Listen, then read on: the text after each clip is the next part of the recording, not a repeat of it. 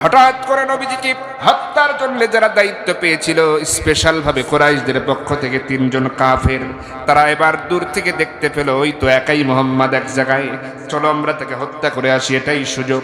তার কাছে এবার যাওয়ার জন্য যখন সিদ্ধান্ত নিয়ে নেয়, একজন বলে না যাওয়া যাবে না, সে আল্লাহর নবী, তার কাছে গেলে বিপদ হতে পারে। আরেকজন বলে হ্যাঁ ঠিকই বলেছ, তার সম্পর্কে অনেক অলৌকিক ঘটনা ঘটে যাওয়ার কথাও আমরা শুনেছি, তাকে যদি সামনে থেকে হত্যা করতে যাই না জানি আসমান থেকে কোন গজব আমাদের উপরে এসে পড়ে, অতএব সামনে থেকে যাওয়া যাবে না, অন্য উপায় বের করো। তৃতীয় জন বলতেছে হ্যাঁ ঠিকই বলেছ, তবে একটা কাজ করা যায়, দুইজন এখানে এই পাহাড়ের ধারালো পাথরগুলো জমা করে করে এক জায়গায় স্তূপ করে রাখি, সুযোগ বুঝে ঢিল ছুঁড়ে মারার জন্যে। কারণ এই ধারালো পাথর নিক্ষেপ করলে যেখানে লাগবে সেখানে কেটে রক্ত বের হবে, ক্ষত বিক্ষত হয়ে যাবে। এই নিয়তি তিনজন সিদ্ধান্ত গ্রহণ করলো, দুইজন এখানে পাথর জমা করে রাখে, আর একজন পাহাড়ের পেছন দিক দিয়ে যাই। মোহাম্মদ বিন আব্দুল্লাহ যেখানে দাঁড়ানো, পাহাড়ের উপরে উঁচু জায়গায় থেকে একেবারে সঠিকভাবে যদি একটা পাথর তার মাথার উপরে মেরে দেওয়া যায়, সে ওখানেই মরে যাবে। আর আমরা এখানে প্রস্তুত তো আছি পাথর ছুঁড়ে মারার জন্য, ঢিল ছুঁড়ে মারার জন্য। তারা সিদ্ধান্ত গ্রহণ করে নিল, দুইজন ঢিল জোগাড় করতেছে, ধারালো পাথরগুলো জমা করতেছে, আর একজন পেছন দিক দিয়ে যায়, পাহাড়ের উপরে উঠে বড় একটা পাথর মাথার উপরে মেরে দেয়। নবীজির মাথায় লোহার হেলমেট ছিল, পাথরটা লাগার কারণে হেলমেটটা ছিটকে চলে যায়, পাথরটাও আরেক দিক ছিটকে চলে যায়। চিকন দুইটা লোহা নবীজির মাথার মধ্যে বিঁধে যায়, ভেঙ্গে থাকে। নবীজির মাথা চক্কর দিল, আর ওই দুইজন বসে থাকে নাই, সুযোগ বুঝে এবার বৃষ্টির মতো ঢিল ছড়া শুরু করে দিল ধারালো পাথরগুলো দিয়ে। ধারালো পাথরগুলো দিয়ে এমন ভাবে আঘাত করতেছে, নবীজির শরীর যেখানে লাগে সেখানে কেটে রক্ত বের হয়ে যায়, কপালে লাগে কপাল কেটে যায়, গালে লাগে গাল কেটে ফিনকে দিয়ে রক্ত বের হয়ে যায়। মুহূর্তের মধ্যে নবীজির শ্রেষ্ঠ সুন্দর চেহারার মানুষটি রক্তে লাল হয়ে গেলেন। হঠাৎ করে বৃষ্টির মতো পাথর আসতেছে, একটা পাথর নবীজির মুখে যখন লাগলো, সামনের দুইটা দাঁত সঙ্গে সঙ্গে ভেঙ্গে পড়ে যায়। নবীজি আর টিকতে পারলেন না, মুখ থুবড়ে উপর হয়ে জমিনের উপরে ঠাস করে পড়ে গেলেন। আর কোনো নড়াচড়া নাই। কাফের বেঈমানেরা তবুও নবীজির কাছে আসার সাহস পায় না, দূর থেকেই তারা এমন আঘাত হেনেছিল। আমার বন্ধুগণ, অনেকক্ষণ যখন পার হয়ে যায়, নবীজি যখন নড়াচড়া নাই, তারা মনে মনে ভাবলো তাহলে মোহাম্মদ বিন আব্দুল্লাহ মারাই গেছে। এজন্য হাদিসের মধ্যে এসেছে, তারা একটা শব্দ উচ্চারণ করলো, সেটা হলো কুতিলা মোহাম্মদ, মোহাম্মদ নিহত হয়ে গেছে, আমরা তাকে হত্যা করে ফেলেছি। এই কথা গোটা যুদ্ধের ময়দানে ছড়িয়ে পড়লো। এমনকি যে নারী সাহাবী নুসাইবা বিনতে কাব রাদিয়াল্লাহু তাআলা আনহা, তার কানেও যখন গেল যে নবীজি বেঁচে নাই, নবীজিকে হত্যা করা হয়েছে, শহীদ করা হয়েছে। আরে এই কথা শোনা মাত্রই নারী সাহাবী নুসাইবা বিনতে কাব রাদিয়াল্লাহু তাআলা আনহা নিজেকে আর ধরে রাখতে পারতেছেন না।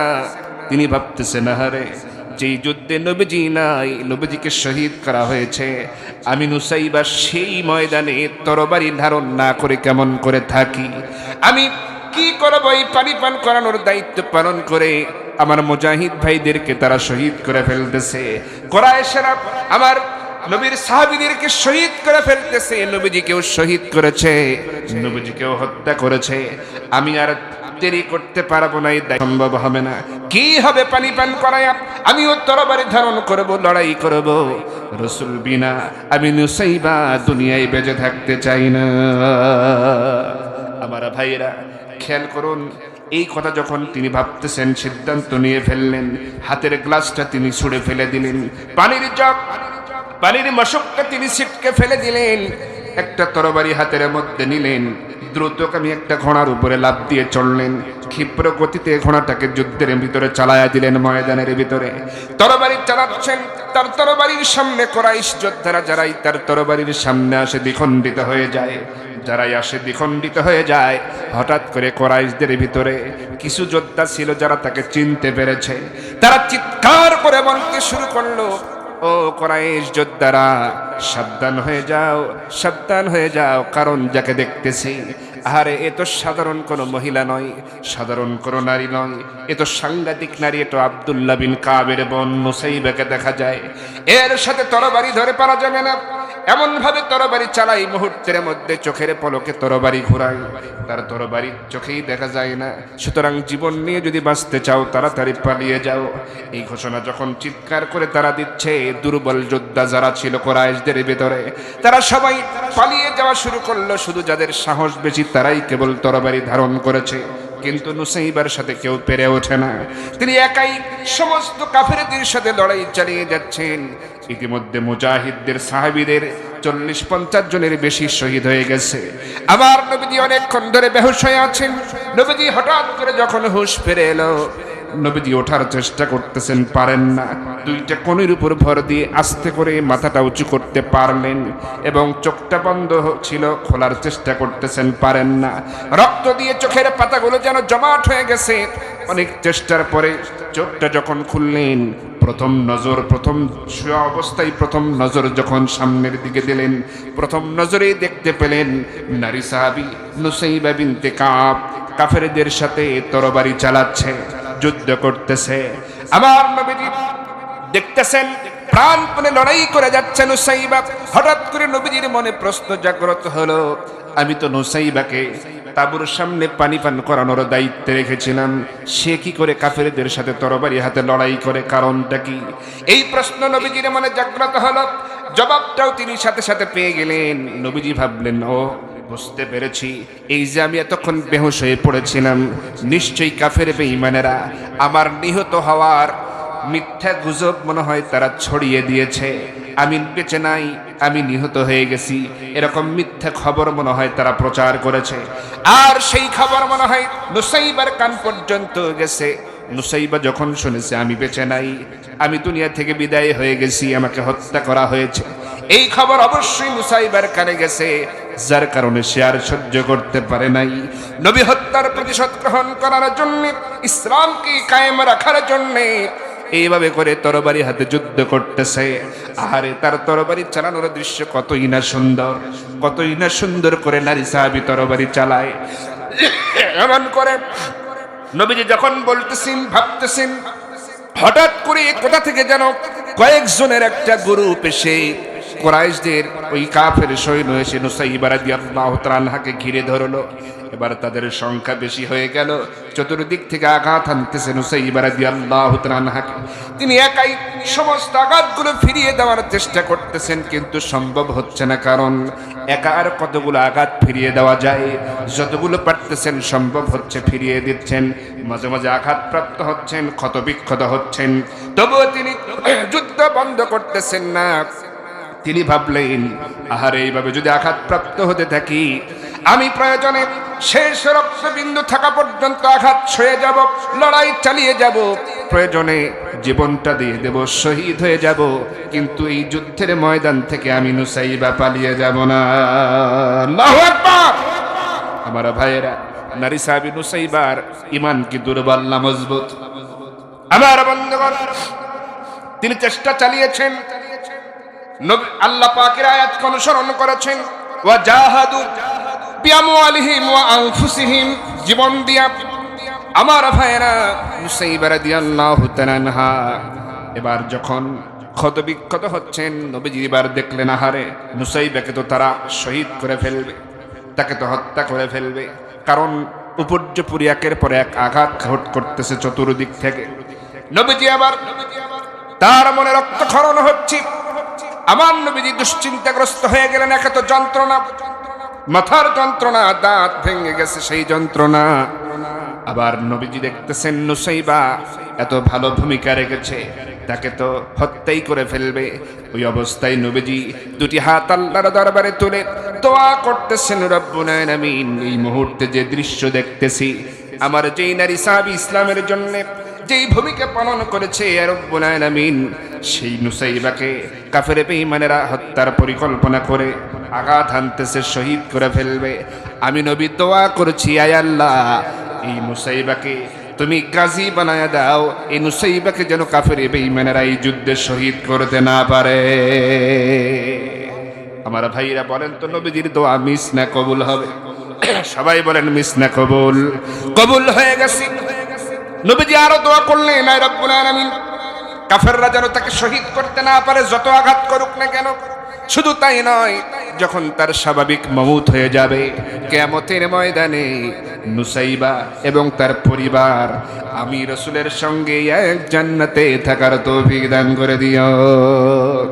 আমার ভাইয়েরা, দোয়া মঞ্জুর হয়ে গেছে, যুদ্ধ শেষ হয়ে গেল। নবীজি বললেন, সাহাবীরা রে, শহীদদের লাশগুলো এক জায়গায় করো। সাহাবীরা শহীদদের লাশগুলো এক জায়গায় করলেন। নবীজি বললেন, গণনা করো কতজন।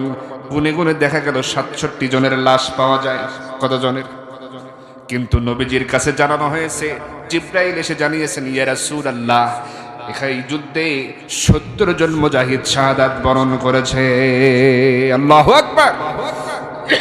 যে যুদ্ধে মুসলমানেরাই বিজয় অর্জন করবে প্রথম দিকে ছিল, সেই যুদ্ধের শেষে দেখা গেল 70 জন সাহাবী শাহাদাত বরণ করেছে। আমার ভাইরা, কিন্তু গুনে গুনে কতজন পাওয়া গেল? 67 জনের লাশ পাওয়া গেল, এখনো 3 জন বাকি আছে। নবীজি বললেন, না, আমার কাছে তো খবর আছে 70 জন, আর 3 জন কোথায়, খুঁজে বের কর। কেউ আর খুঁজে পায় না। নবীজিকে জানানো হলো, ইয়া রাসূলুল্লাহ, আপনি ভালো বলতে পারবেন, আমরা তো খুঁজে পেলাম না। নবীজি বললেন, তাহলে শোনো, 2 জন সাহাবীর সাথে একই ধরনের নিকৃষ্ট নির্মম আচরণ করা হয়েছে, যাদের হত্যা করার পরে আঙ্গুলগুলো কেটে নেওয়া হয়েছে, হাতের কবজি কেটে নেওয়া হয়েছে, চোখ তুলে নেওয়া হয়েছে, কান কেটে নেওয়া হয়েছে, নাক কেটে নেওয়া হয়েছে, মাথা আলাদা করা হয়েছে, পায়ের নখ, শরীরের সমস্ত দেহের অঙ্গ প্রত্যঙ্গগুলি কেটে কেটে টুকরা করে ছড়িয়ে ছিটিয়ে দেওয়া হয়েছে। এজন্যে তুমি এরকম সম্পূর্ণ দেহ, এরকম লাশ খুঁজে পাবে না। এই একই ধরনের আচরণ করা হয়েছে 2 জন সাহাবীর সাথে। একজন হলো আব্দুল্লাহ বিন জাহাশ, আমার সাহাবী, আরেকজন হলো আমার চাচা আমির হামজা। তোমরা খুঁজে দেখো। সবাই খুঁজতে শুরু করলাম। হ্যাঁ, ওই তো আঙ্গুলগুলো দেখা যায়, ওই তো কান কাটা পড়ে আছে, ওই তো চোখ পড়ে আছে, ওই তো হাতের কবজি কাটা আলাদা, মস্তক আলাদা। এবার সবাই এই সমস্ত অঙ্গ প্রত্যঙ্গগুলো খুঁজে খুঁড়ে একেবারে একটা চাদরের মধ্যে এক জায়গায় করে নবীজির সামনে হাজির করলো। নবীজি বললেন, ও সাহাবীরা, তোমরা এই 2 জনের অঙ্গ প্রত্যঙ্গগুলো এক চাদরের ভিতরে একটা কবর খনন করে এক কবরে দাফন করবে। সাহাবীরা সব অঙ্গ প্রত্যঙ্গগুলো এক জায়গায় রাখলেন। এমনকি আমির হামজা রাদিয়াল্লাহু তাআলার দেখা গেল কলিজাও চিবিয়ে চিবিয়ে ফেলে দেওয়া হয়েছিল, তাও তারা সেটা খুঁজে পেলেন। চেবানো কলিজা সবগুলো চাদরের মধ্যে রেখে নবীজিকে যখন দিলেন সামনে, নবীজি বললেন, 2 জনের অঙ্গ প্রত্যঙ্গ এক চাদরের মধ্যে রেখে এক কবরে 2 জনকে দাফন করে দাও, যাতে করে কিয়ামতের ময়দানে এই 2 জন আল্লাহর দরবারে সাক্ষী হয়ে দাঁড়িয়ে যেতে পারে। আমার ভাইরা, 67 আর এই 2 কত হলো? বাকি থাকে কয়জন? অপেক্ষা করতেছেন সাহাবীরা, অপেক্ষায় আছেন। আরেকজন তাহলে কে? আরেকজন তাহলে কে? নবীজি মাঝে মাঝে আসমানের দিকে তাকান, আবার নিচে তাকান সাহাবীদের দিকে। সাহাবীরা আশ্চর্য হয়ে অপেক্ষা করছেন, হতবাক হয়ে যাচ্ছেন, না জানি আরেকজন কে কোথায়। নবীজি বললেন, অপেক্ষা করো, আরেকজনের লাশ জমা হয়ে যাবে। হঠাৎ করে দেখা গেল আসমান থেকে ফেরেশতারা হাউজে কাউসারের পানি দিয়া হযরতে হানজালার গোসলটা সম্পন্ন করে নবীজির সামনে আসমান থেকে এসে জমা দিয়ে যাওয়া হয়। এখনো হযরতে হানজালার চুল দিয়ে হাউজে কাউসারের পানি টপ টপ করে পড়তেছে, আর গোটা ময়দান যেন উহুদের ময়দান জান্নাতের সুঘ্রাণ দিয়ে ভরে গেছে। আমার ভাইরা, এই যে 70 জন নবীজি জানাজা পড়ায়া দিলেন, আর বলতেছেন, সাহাবীরা রে, একটু আমাকে খবরটা দাও, আমার নারী সাহাবী নুসাইবার খবরটা একটু আমারে দাও। নবীজি এই কথা বলা মাত্রই কেউ কেউ বলতেছেন, ইয়া রাসূলুল্লাহ, নুসাইবাকে তো আমরা তাঁবুর সামনে দেখেছিলাম, পানি পান করানোর দায়িত্বে পালন করছিল। কেউ কেউ বলতেছে, ইয়া রাসূলুল্লাহ, হ্যাঁ, আমি দৌড়ে গিয়ে তার হাতে পানি খেয়ে এসেছি, পানির তৃষ্ণা লেগেছিল আমার, তাকে তাঁবুর কাছে দেখেছি। নবীজি বললেন, সাহাবীরা রে, তোমরা তাকে ওই তাঁবুর সামনে দেখেছো পানি পান করার দায়িত্বে, আর আমি রাসূল নিজের চোখে দেখেছি যুদ্ধের ময়দানে তরবারি হাতে লড়াই করতে। সুতরাং তোমরা তাকে যুদ্ধের ময়দানে খোঁজও পেয়ে যাবে। সাহাবীরা খুঁজতেছেন, হঠাৎ করে দূর থেকে দেখলেন ওই তো আব্দুল্লাহ বিন কাবের বনু নুসাইবার মতো মনে হয়। সামনে চলে গেলেন, কাছে চলে গেলেন, নিশ্চিত হলেন হ্যাঁ এটাই তো নুসাইবা। একজন সাহাবী কাছে গেলেন, সে যে নারী তাকে স্পর্শ করা যাবে না, এজন্য তার নাকের সামনে দুইটা আঙ্গুল ধরলেন বোঝার জন্য যে বেঁচে আছে কিনা। দেখা গেল এখনো শ্বাস প্রশ্বাস আসা যাওয়া করে। নাকের সামনে দুইটা আঙ্গুল ধরা মাত্রই বুঝতে পারলেন যে শ্বাস প্রশ্বাস এখনো চলতেছে। দৌড়ে এসে নবীজিকে জানানো হয়, ইয়া রাসূলুল্লাহ, এখনো সে জীবিত আছে। আমার নবীজি দেরি করলেন না, আম্মা জান আয়েশাকে লক্ষ্য করে বলছেন, আয়েশা রে, তাড়াতাড়ি করে তাঁবুর ভেতর থেকে কিছু নারী সাহাবীদের দ্রুত পাঠায়া দাও, নুসাইবা এখনো জীবিত আছে, তাকে আনতে হবে, সেবা করতে হবে। আম্মা জান দেরি করলেন না, আম্মা জান আয়েশা রাদিয়াল্লাহু তাআলা আনহা নারী সাহাবীদেরকে পাঠায়া দিলেন। তারা দ্রুত গতিতে চলে গেল, নুসাইবা রাদিয়াল্লাহু তাআলা আনহাকে ধরে তাঁবুর মধ্যে আনা হলো। তার সেবা শুশ্রূষা শুরু হয়ে গেল। এমনকি তার শরীর ক্ষত বিক্ষত জামা কাপড়গুলো খুলে নিয়ে তার রক্তমাখা শরীর ওই উষ্ণ গরম পানি দিয়ে ধুয়ে পরিষ্কার করা হচ্ছে, নরম কাপড় দিয়ে মুছে দেওয়া হচ্ছে। আবার একটা পর্যায়ে নবীজিকে জানানো হলো, ইয়া রাসূলুল্লাহ, নুসাইবার অবস্থা তো ভালো না, কারণ তার সমস্ত শরীর আমরা ধুয়ে মুছে পরিষ্কার করে দিচ্ছি, কিন্তু রক্ত পড়া বন্ধ হচ্ছে না। ইয়া রাসূলুল্লাহ, আমরা নারীরা খুঁজে খুঁজে দেখলাম, গুনে গুনে দেখলাম, নুসাইবার শরীরে একটা নয়, দুইটা নয়, 13টা আঘাতের চিহ্ন আমরা দেখতে পাচ্ছি। ইয়া রাসূলুল্লাহ, এই 13টা আঘাত, রক্ত পড়তেছে, বন্ধ হচ্ছে না। তাহলে এরকম কিছুক্ষণ চলতে থাকলে সে মারা যাবে। নবীজি বললেন, এমন হতাশার কথা বলো না রে আয়েশা, ভালো করে একটু চেষ্টা চালাও। আম্মা জান আয়েশা বলতেছেন, ইয়া রাসূলুল্লাহ, আপনি দোয়া করতে থাকুন। কিছুক্ষণ পরে জানানো হলো, ইয়া রাসূলুল্লাহ, 13টা আঘাতের ভিতরে 11টা আঘাতের রক্ত পড়া বন্ধ করতে সক্ষম হয়েছি। বাকি 2টা আঘাত, এটা গভীর ক্ষত হয়ে গেছে, আঘাত জোরে লেগেছে, গভীর ক্ষত হয়ে গেছে, রক্ত পড়া বন্ধ হচ্ছে না। আমাদের ধারণা হচ্ছে এভাবে রক্ত পড়তে থাকলে রক্ত শূন্যতার কারণে সে এমনি মারা যাবে, শহীদ হয়ে যাবে। নবীজি বললেন, ওরে আয়েশা, এমন হতাশার কথা বলো না রে আয়েশা, অবশ্যই আল্লাহ রাব্বুল আলামিন তার ব্যাপারে উত্তম ফয়সালা দিবেন। কারণ নবীজি দোয়া করেছেন তার ব্যাপারে। কার কাছে? তিনি যেন বেঁচে থাকেন, এই দোয়া করেছেন কার কাছে? আল্লাহ দোয়া তো কবুল করে নিয়েছেন। আমার ভাইয়েরা, কিছুক্ষণ পরে আম্মা জান আয়েশা বলতেছেন, ইয়া রাসূলুল্লাহ, আল্লাহর শুকরিয়া আদায় করুন, নুসাইবার এই 2টা আঘাত থেকে রক্ত পড়া বন্ধ করতে আমরা সক্ষম হয়েছি। আশা করি কিছুক্ষণের মধ্যেই তার জ্ঞান ফিরে আসবে। কিছুক্ষণের মধ্যেই জ্ঞান ফিরে এলো। আমার ভাইরা, আমার বন্ধুগণ, আমার আম্মা জান আয়েশা সিদ্দিকা তখন ডাক দিলেন, নবীজিকে ডাক দিয়ে বলছেন, ইয়া রাসূলুল্লাহ, আল্লাহর শুকরিয়া আদায় করুন, নুসাইবার জ্ঞান ফিরে এসেছে। নুসাইবা রাদিয়াল্লাহু তাআলা আনহা যখনই শুনতে পারলেন আম্মা জান আয়েশার মুখে, ইয়া রাসূলুল্লাহ, নুসাইবার জ্ঞান ফিরেছে, তিনি মনে করলেন তাহলে নবীজি তো এখনো বেঁচে আছে, নবীজি তো মারা যান নাই, তাকে তো শহীদ করতে পারে নাই তারা। এমন খবর শুনে অর্ধেকটা সুস্থ তিনি এমনি হয়ে গেলেন। যখনই শুনেছেন নবীজি বেঁচে আছে, মানসিকভাবে তিনি একেবারে সম্পূর্ণ সুস্থর মতো হয়ে গেলেন। সুবহানাল্লাহ বলেন। কারণ নবীজি শহীদ হয়ে গেছেন, হত্যা করা হয়েছে, এটা শুনেই তো তিনি ঝাঁপিয়ে পড়েছেন তরবারি নিয়ে। সেই মানুষ যখন জানতে পেরেছেন নবীজি এখনো জীবিত, এবার তিনি খুশিতে তার অসুস্থতা, ক্ষতবিক্ষত যন্ত্রণা মনে হলো যেন ভালো হয়ে গেছে। আমার ভাইরা, নবীজি এবার তাকে লক্ষ্য করে বলতেছেন, নারী সাহাবী নুসাইবারে, শুনে রাখো, তুমি হচ্ছ এই জামানার মুজাহিদা নারী। এমন ভাবেই ভূমিকা রেখেছো, তোমার ভূমিকার কারণে আল্লাহ রাব্বুল আলামিন উহুদের ময়দানে মুসলমানদেরকে বিজয় দান করেছে। সুতরাং শুনে রাখো, আমি নবী তোমাকে কিয়ামত পর্যন্ত নারীদের জন্য মডেল বানায় রাখলাম, আদর্শ হিসেবে রেখে দিলাম। তুমি হচ্ছ এই উহুদ যুদ্ধের বীরাঙ্গনা নারী হিসেবে আমি তোমারে উপাধি দিয়ে দিলাম। সুবহানাল্লাহ। নুসাইবা রাদিয়াল্লাহু তাআলা আনহা, তিনি হলেন উহুদ যুদ্ধের বীরাঙ্গনা নারী। অতএব তার ইতিহাস জানতে হবে, সকল নারীদের মুজাহিদা হতে হবে।